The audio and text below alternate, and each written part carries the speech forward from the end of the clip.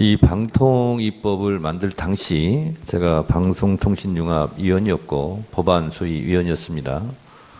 그 당시의 입법미비라고 볼 수가 있는데요. 국회에서 추천하면 즉시 대통령이 임명한다라는 조항이 없습니다. 그래서 국회에서는 정당한 절차에 의해서 최민희 위원을 추천을 했는데 실제로 대통령 임명을 하지 않고 국회 입법조사처에서는 적법하다, 위법한 것이 없다. 그런 것은 그렇게 판결한 것은 즉시 임명해야 된다라는 취지일 텐데 법제처의 유권 해석을 통해서 저희는 지연시킨다. 그걸 명분으로 이렇게 판단을 했고요. 그리고 최민희 의원이 계속 임명해 달라라고 요청했는데 실제로 대통령은 임명하지 않았습니다. 그리고 개인적인 판단에 의해서 본인이 사퇴를 했는데 다시 추천을 한들 대통령이 임명할까? 아마 이런 부분이 고려되지 않았나라고 저는 개인적으로 생각합니다.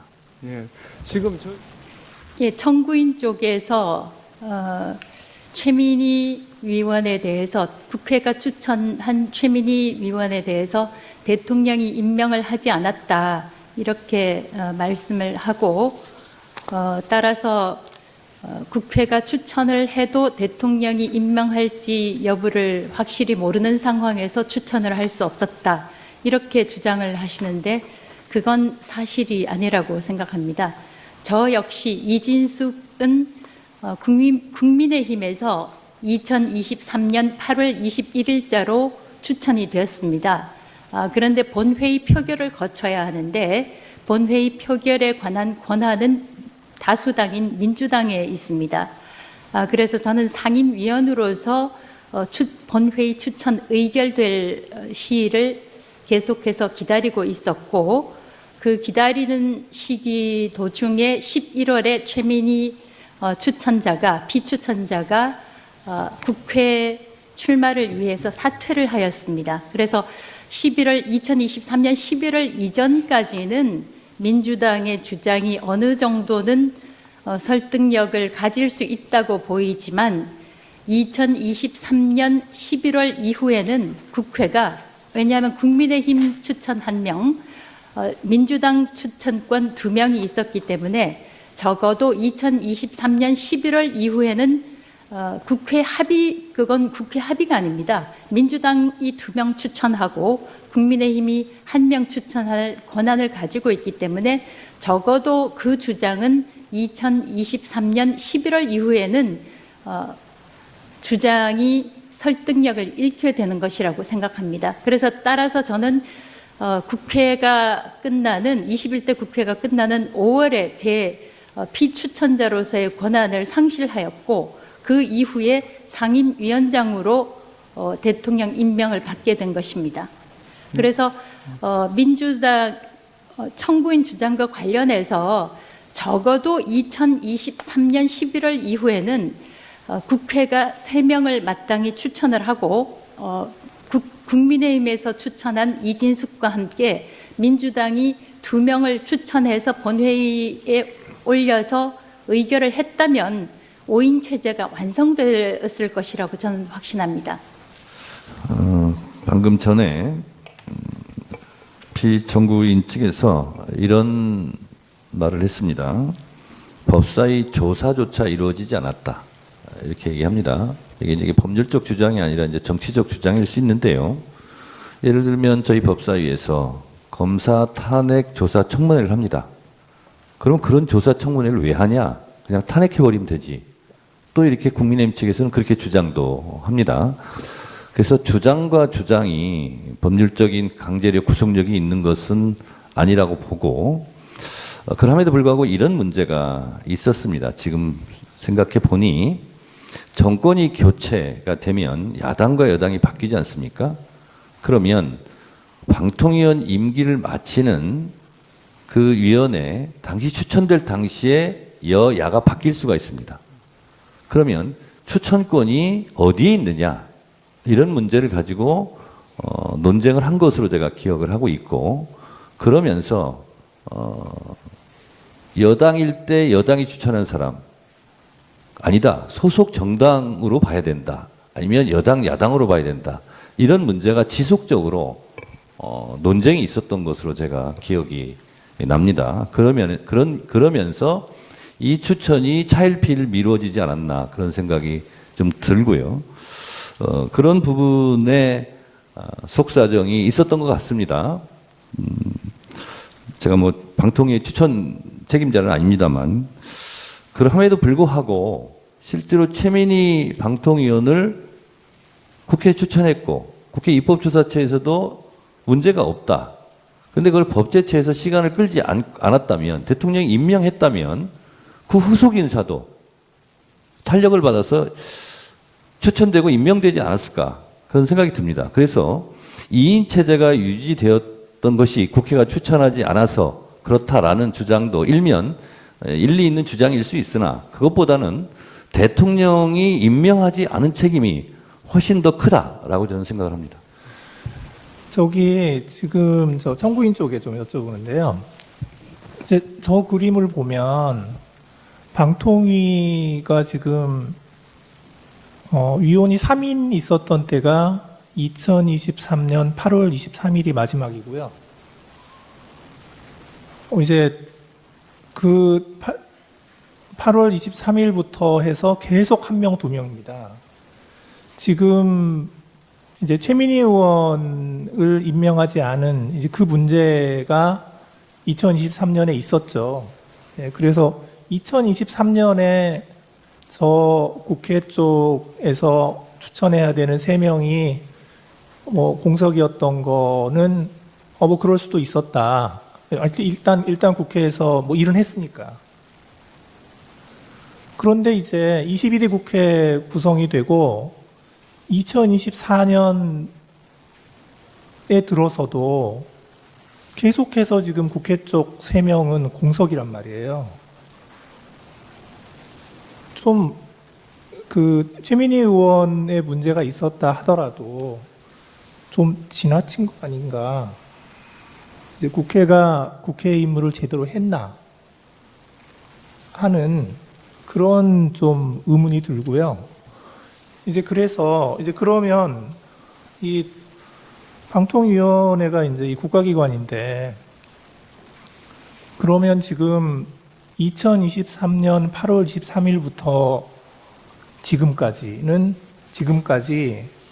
방통위원회가 회의체로서 기능하는 그 기능은 하지 말았어야 된다. 하지 말라는 게 국회의 뜻인가요? 그 최민희 의원 그거를 얘기하는 게 아니고요.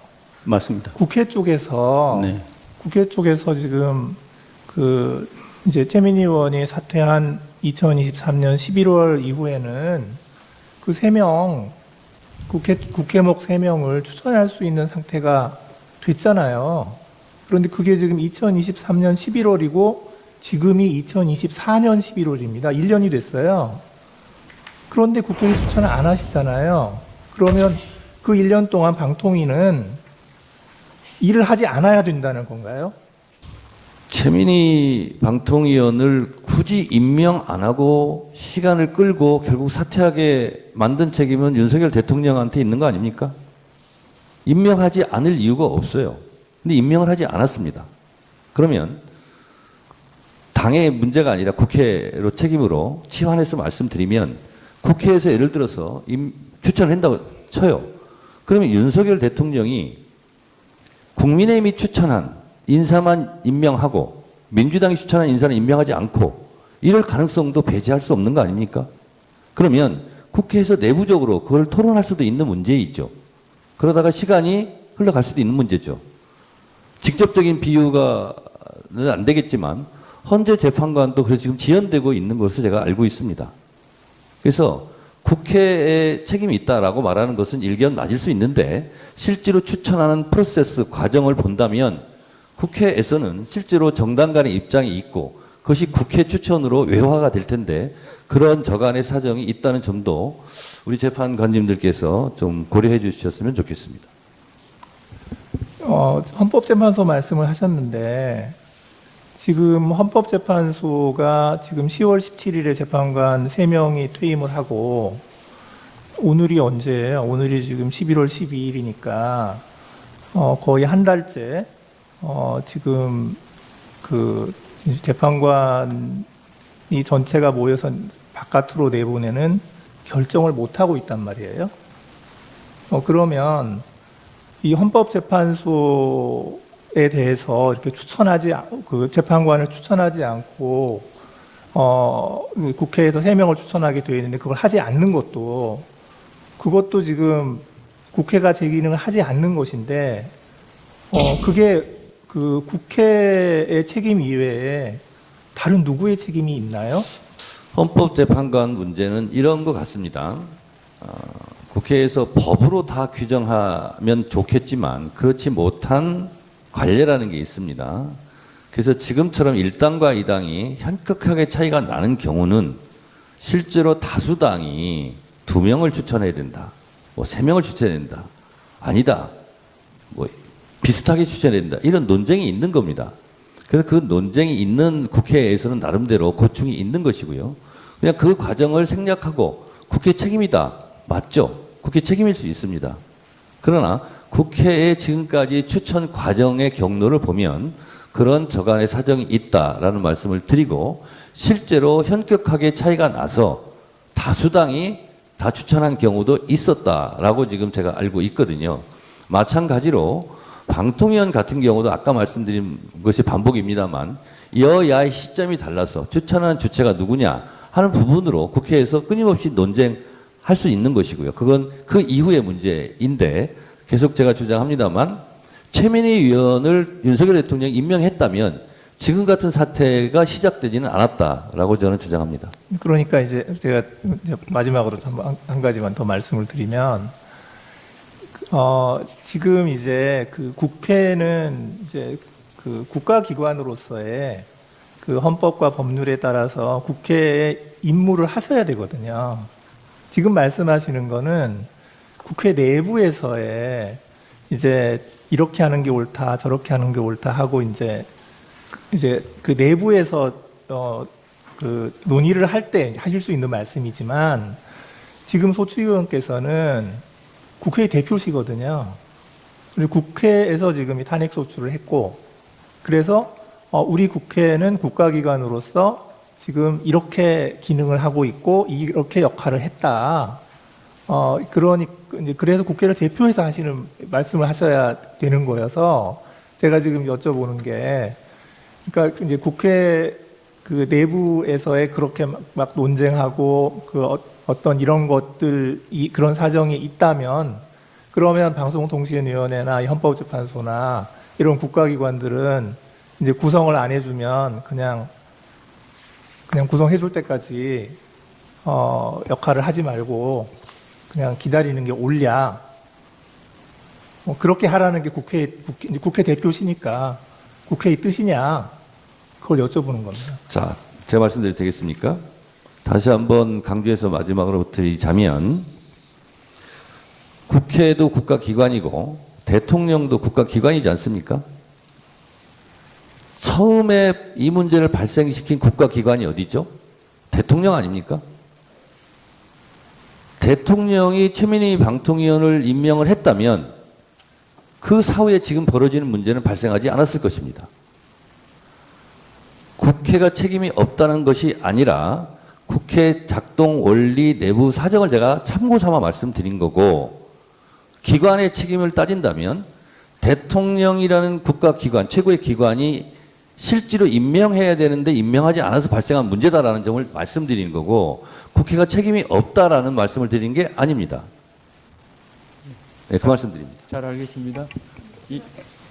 이 의결의 위법성을 주장을 하고 계시는데요. 그 위법인 이유가 2명이기 때문인지 아니면 그 2명이 대통령이 임명했기 때문인지 어디에 더 방점이 있습니까? 그 예컨대 만약에 2명이어도 한 명은 이제 대통령이 임명한 인사고 그 다른 한 명은 국회가 추천한 인사라면 그 경우에는 좀 위법성 평가를 달리 해야 됩니까? 제가 모두 발언에서 말씀드렸다시피 방통위법 13조 2항에는 위원회 회의는 제적위원 과반수의 찬성으로 의결한다. 이렇게 되어 있습니다. 그럼 제적위원 5명의 과반수는 3인이죠. 근데 2인으로 결정했단 말이죠.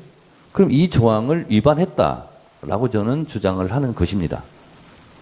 그리고 지금 방금 말씀하신 부분에 대해서 말씀드리면 법적으로 형식적으로 다 여권 인사 3인으로 추천됐다 하면 야당의 입장으로는 문제 제기를 할 수 있고 서운할 수도 있고 이게 다양성을 보장하는 거냐라는 정치적 주장을 할 수 있었겠으나 3인으로 그것이 여권 인사만으로 구성됐다 하더라도 제적위원 과반수의 찬성으로 의결한다는 조항은 법적으로는 충족한 거죠. 정치적으로 이런저런 주장을 할 수는 있으나 그러나 이것은 정치적 주장을 떠나서 13조 2항 제적위원 5명 과반수 의결로 찬성한다는 조항을 위반했을 뿐만 아니라 또한 이것은 합의제 행정기구라는 취지에 맞지 않게 대통령이 추천한 임명한 2명만이 구성되어 있기 때문에 더더욱 문제가 있다. 이렇게 저희는 주장하는 것입니다.